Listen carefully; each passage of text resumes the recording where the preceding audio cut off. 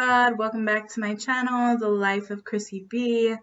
It's going to be so weird getting used to a new channel name, but I definitely like that channel name better. I think it fits my channel better. So today we're going to switch gears a little bit and talk about something a little bit different. We're going to be talking about postpartum anxiety. I feel like postpartum anxiety is really important to talk about because not very many people talk about it. Like, it's kind of like the way postpartum depression was. For a really long time, like, people weren't talking about it at all, and now it's become more common and more known, more talked about, more publicized, and so people are talking about it more now, and people often are getting help when they need it now. One thing I think people don't really talk about as much is postpartum anxiety, and so people don't really get help around it. And then sometimes it's also hard to, like, is this a normal part of postpartum, or is it like real postpartum anxiety? You know what I mean? So for me specifically, my pregnancy was good. So the only thing I really struggled with was pretty bad nausea and some hip pain towards the end. Nausea was the whole pregnancy after the first trimester, and then the hip pain, I don't know, probably just the last trimester, with the hormones going on, trying to relax everything. It's pretty common. So at the very last 5 or 6 weeks of my pregnancy, I ended up getting preeclampsia, and I was still, like, not super anxious. I was managing that well. Like, I knew what we had to do if it didn't get better. I knew if I was having certain symptoms, I needed to call the doctor and be seen right away, or if they weren't available, go into urgent care or emergency care, depending on the symptom. And I was okay with that. Like, okay, this is just something I have to deal with. And I had my normal reaction or normal response that I have always had in my lifetime when I needed to handle things that may have been stressful, anxiety-provoking, whatever. There was some anxiousness, but it was all within, like, my norm. And remember, everybody has their own norm. So when you're looking at whether or not you have some kind of postpartum anxiety or depression, or even just general anxiety or depression or other mental health things, like, you want to think, what is your norm? Is your norm healthy? And then kind of decide from there whether or not to seek treatment. So when I went in to have my baby, there was a lot of trauma with the epidural, and then I ended up having to have an emergency C-section. And still during that whole process, like, I was getting pretty worried and anxious, but it was because of pain and things not working, and then having to have surgery. And then when I woke up from surgery, I still felt pretty okay. My blood pressure was pretty high and pretty crazy, but I still felt like, okay, this is manageable. And then I would say maybe a day or two after I had my baby, I started feeling really, really anxious about my health. So my postpartum anxiety was centered around my health. So when I was sitting in the hospital and different things had happened, and I was in a room by myself, my fiance had to go be with our son in a different hospital, and my family really isn't present. They weren't there. The only person who was really able to come through for me was my fiance's family, his mom specifically, and then my sister Heidi. My sister Heidi showed up as often as she could between work, and that really helped a lot. And then my fiance's mom was traveling back and forth, taking care of my niece who lives with me. And so she came as often as she could as well. But, there's limitations there. So I appreciate what they did. And I still spent a lot of time alone beyond those two people, because two people that already have other responsibilities can't sit in the hospital with you every single day that you're in there. You know what I mean? So I remember just sitting there alone and always being worried that something was going to happen to me. And I had that, plus I was just so consumed with sadness because I was away from my son. And then I remember the nurses talking to me and saying different things to me. One nurse told me that my blood pressure was never going to go back to normal and that I was going to have to be on blood pressure meds forever. And I think she was saying that because I'm overweight. And so she just assumed my blood pressure was bad because of my weight. And I had another nurse come in and tell me the day that I got discharged that I wasn't going to get discharged because it was too dangerous. My blood pressure was too high and medications weren't really controlling it well. And then I got discharged. So I was really scared, but I left anyway. I was like, whatever, I'm going to another hospital. If something happens, at least I'll be in a hospital. Like, they can help me there.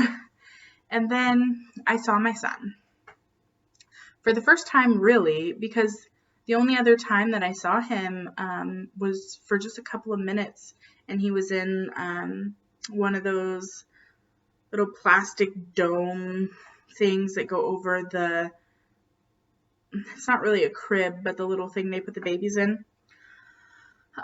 So that was the only other time I had seen him was in one of those, and I got to touch his hand for a couple of minutes, and then he left. So I got to the hospital, I saw my son, and I was in love with him. But even though I was in love with him, and this is going to be really hard to talk about, I didn't talk to anybody about my feelings towards my son until they started getting better, because I was so ashamed. So, the first time I saw my son, he was so beautiful and so tiny. I was afraid I was going to break him. I was going to hurt him.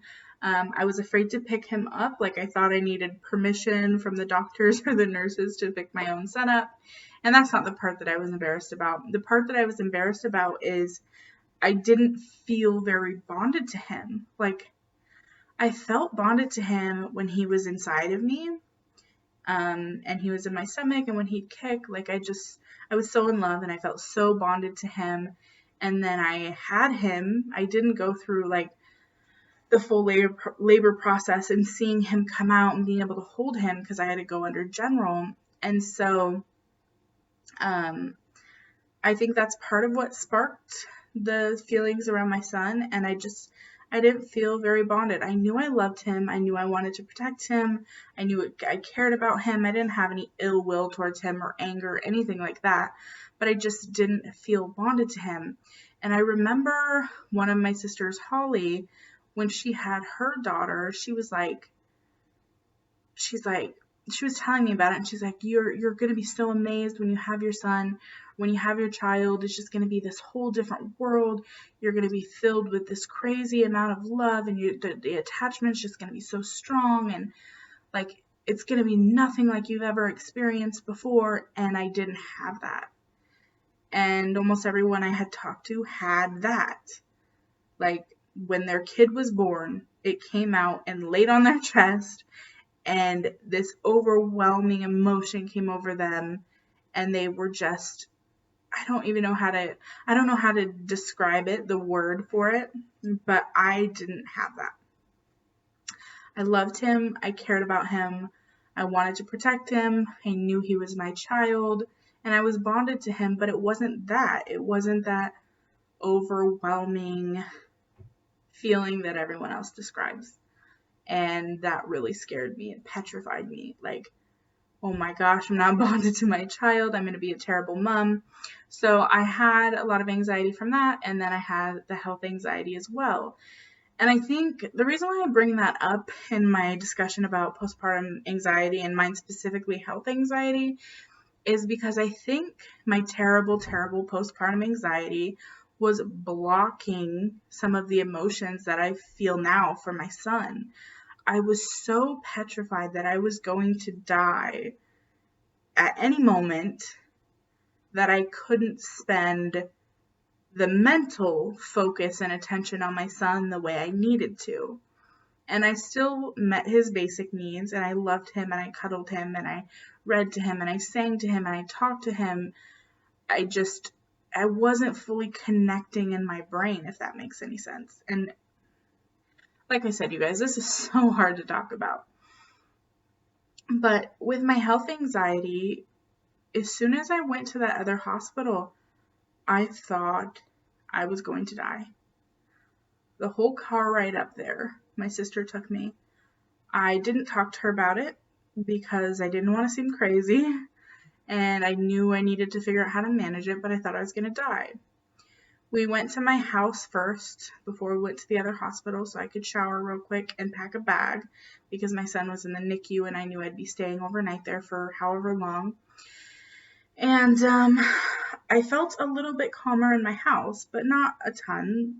And then we drove to the other hospital, and like I said, I had that whole experience with my son, and I didn't really feel any calmer. I still thought I was going to die. And they had, in the room that we were in, there was a chair and there was a bed. So the whole plan was for one of us to stay downstairs with him in the NICU, and then one of us to go up in the room. One of us could sleep in the bed downstairs, one of us could sleep up in the room. And I remember being petrified to go sleep in the room by myself. But I was also so exhausted after the C-section that I knew I wasn't going to be able to get up all of the hours that the nurses were coming in and talk to them and deal with them, as well as my significant other would be able to for the first night. So the first night I went up and slept in the room up there, and the whole time I was just petrified I was going to die. I was laying there just thinking my heart was going to stop, or I had a blood clot in my leg and I was going to stroke out. And there was a lot of trauma that happened from my labor and delivery and a lot of risks, but I was relatively healthy and okay, and I was still dealing with the high blood pressure from the preeclampsia, but I wasn't having too many signs and symptoms. And then one night I actually ended up going to the ER in that hospital because I was having a terrible migraine, and I was told if I had any of these symptoms, go to the ER right away and get checked out. I ended up being okay at the ER, and then a week passed and we were able to go home. And once we got home, I felt more comfortable at home, but I was still petrified that I was going to die. And I couldn't be alone. Like, I could be in a bedroom alone and I would be antsy, but I could still be there. Or I could shower alone and I would still be full of anxiety, but I could manage. But I couldn't be in the house alone, and I couldn't go anywhere alone. I didn't drive for probably over a month. In the very beginning, I couldn't even walk down the road to check the mail by myself because I really believed I was just going to have a heart attack or stroke, fall over and die, and nobody was going to be able to help me, and I was going to leave my son, and I don't know, it was so rough. Like, I've had so much bad luck in my life. I feel like part of my brain was just like, well, now you have all these good things in your life, so you're gonna die. I don't know. It was awful.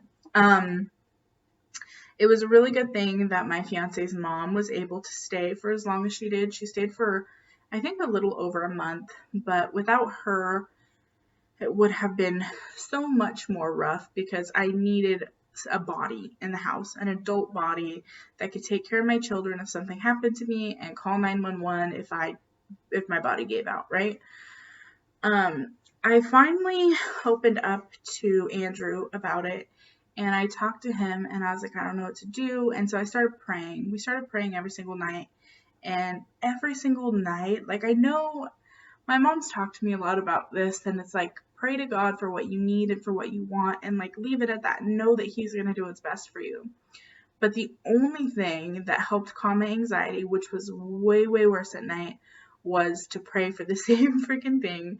Like, we prayed for other things in our lives too, but I always had to pray for my health and his protection. And it would help calm me down enough, usually, to get to sleep. And that's just kind of how my life went for a long time. And then slowly things got a little bit better, and I was able to start driving, and I was able to, go for walks, but I always had to have a charged phone on me, like 911 ready to go, train my niece how to contact the police. or Andrew was with me, he could contact the police, stuff like that. And then what made it all worse was I started having weird medical issues. Like, I started having intense gallbladder pain and I thought I was having a heart attack. One night I had what was called a gastric episode, where basically acid gets caught in your chest and it won't move out. And so it causes a severe burning pain, and I thought I was having a heart attack. For several months after labor and delivery, I just had a lot of aches and pains in my chest. And I assumed there was just an inflammation and irritation in there at this point. But at the time, in the moment, I thought there was something wrong with me. Like, I really, really thought I was going to die. And I eventually got some help for my physical health issues that I was having. I got my gallbladder removed and talked to the doctor about different pains that I was having in my body and different things that I was experiencing. And then I was very open to, like, part of these symptoms, well, a lot of these symptoms that I'm experiencing are real, but then they get amplified by the anxiety that I'm experiencing. And sorry, I just bumped the table. And my doctor was able to understand that and help me, and is still helping me to the best of her ability to try to pinpoint what's going on. Things have gotten a lot better, health-wise and anxiety-wise. And then I also, since I've worked in mental health, I've had to learn coping tools and ways to talk myself out of things. And it has been really, really rough. One of the things that happened most recently really kind of spiraled me out. Anything that flares up in my health, just at this point, it's not a constant, chronic, daily hyper-anxiety. It happens when something happens with my health. And then for a period of about 2 weeks, I'll have really bad, intense anxiety and think something terrible is going to happen. So most recently, I had an episode where my blood pressure has been running low, and I ended up getting really dizzy and passing out. Or not passing out, but almost passing out. And I ended up going to the hospital for that, and I definitely was dizzy. It wasn't like anxiety caused this. I was definitely dizzy and my blood pressure was definitely low. But looking back at it with a clear mind, I think after I had the episode, my anxiety made everything worse. Because several years ago, I went swimming with my sister and put this sunblock or this sun tanning lotion on that is supposed to like bring blood to the surface to make you tan better or something like that. And when I went out into the hot sun, like it made me really dizzy. But the way that I managed that, I got a little scared, but like I sat down, I got in the water, cooled off, just chilled out and got rid of that dizziness. This time when I got dizzy, it was like immediately I thought I was going to die. And then I was really nauseous and I was just like, I'm having a heart attack. Something's happening. Something's wrong with my heart. Like I'm going to die. And that type of response, it's not normal for me, at least. It's not normal. I don't have, as far as I know, my heart's healthy. My cardiovascular system's healthy. I shouldn't always immediately go to that when something weird happens, but that's kind of where my health anxiety is right now. And I've tried a few different things. My doctor put me on a medication that really didn't work for me. And it actually went from me being anxious to kind of having a panic disorder, if that makes sense. So it just made things worse. And so what I had to find is different coping tools. I talk myself down. I talk about what's the reality versus what's the anxiety. And at night when it's the worst, I either watch something on TV to fall asleep, or I have an app called the Calm app, and I listen to stories on there. Since mine is health anxiety, I cannot listen to anything that's like meditation focused on your body or breathing. If I listen to meditation that's like, now focus on how you feel in your abdomen and in your chest and in your arms and feel your breath go through your body. If I listen to that as I fall asleep, my anxiety will go through the freaking roof because I'm spending too much time focused on my body. And then any little thing I feel, I'm going to be like, oh, there's something wrong. You know what I mean? So like a little kid, I listen to stories when I go to bed. Most recently, I've been listening to their version of Beauty and the Beast on the Calm app. And I know it sounds silly, but it's really helped me to be able to fall asleep. There have been nights where I cannot fall asleep for 3 or 4 hours because my brain is just racing and I'm so afraid I'm going to die in my sleep or something's going to happen that I'm going to experience really bad pain. And that's kind of where I'm at with my anxiety now, since I've had a few episodes of weird things happen where I've experienced really bad pain. So gallbladder pain, worst pain of my life, like hands down, worse than anything I went through with labor and delivery. Gallbladder pain is the freaking, oh my gosh, it's the worst. So I experienced that. I had the gastric episode, hurt horribly. And then several months ago, I had this weird thing happen where we had just got done eating breakfast, and right under my breasts, right around my rib cage, it felt tight. And I was just like, what the heck is going on? And then over time, it got tighter and tighter. And then over a period of like 10 minutes, it just really cinched down. It kind of felt like there was a belt cinching down on my ribs. And it was so tight, so tight, so tight. And then I ended up vomiting. And I was in so much pain. And then I ended up vomiting. And then the pain went away. And I haven't had an experience like that since. So, like I said, I've had some really random health stuff that has spiked my health anxiety. But I think at this point I'm more afraid of pain than dying. But I don't know. It's just been such a difficult experience. Postpartum anxiety and health anxiety is one of the worst things I've experienced mental health wise. And it feels so unmanageable. And that's why I wanted to share this, is because I don't feel like very many people talk about postpartum issues at all. I think depression is more common now to talk about, but I really don't hear about anxiety, postpartum anxiety, and I really hadn't heard much about health anxiety either. So I wanted to put this out there so that people can know that they're not alone. They're not the only one struggling. And it doesn't make you crazy, and it doesn't mean that everything that you experience is just a symptom of your anxiety. Like for me, most of what I experience initially is like something going on with my body or my health. And then what happens as a reaction to that is really bad anxiety that takes me from, oh, I'm experiencing a pain here, to, oh, I'm experiencing a pain here and I'm going to die, if that makes sense. So yeah, if you guys have experience with this, please let me know in the comments down below any tips or tricks that you guys have. I'm always open to suggestions because I'm always working on improving this and getting better. As far as me, I've tried CBD oil, which really, really helped. I have done like learning coping tools, the Calm app at night. That really, really helps. And then talking to people, talking to the psychiatrist that I had, who wanted to prescribe me some anti-anxiety meds, but I'm not a med person. I don't take them unless I absolutely have to. And I don't feel like I'm at that point with my anxiety right now that I absolutely need to take meds. You know what I mean?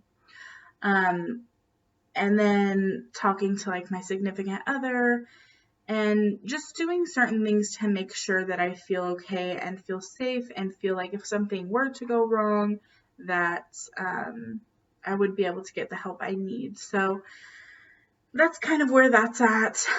It's still a work in progress. It's definitely a lot better than it used to be. I can go places on my own. I can be home alone. I can go to sleep by myself. I don't have the chronic daily health anxiety. It only pops up like, I don't know, just anytime like a health issue flares up. So like when I had that episode of dizziness, my health anxiety really flared up. So I feel like for the most part, it's managed pretty well. But I guess it's just my fight or flight response is just on freaking hyperdrive. So like when anything happens, like my fight or flight's just like boom, like you better figure something out because you're gonna die. Yeah, so anyways, I hope you guys enjoyed this video, and I hope if you're struggling, you don't feel alone and you seek the help and the treatment that you need. And always, if you need any help, you can always contact me on my Instagram. I do have a background in mental health. However, my Instagram is not like mental health professional services, but I could give you some tips and tricks, or just even be there for somebody to talk to. I try to get back to everyone.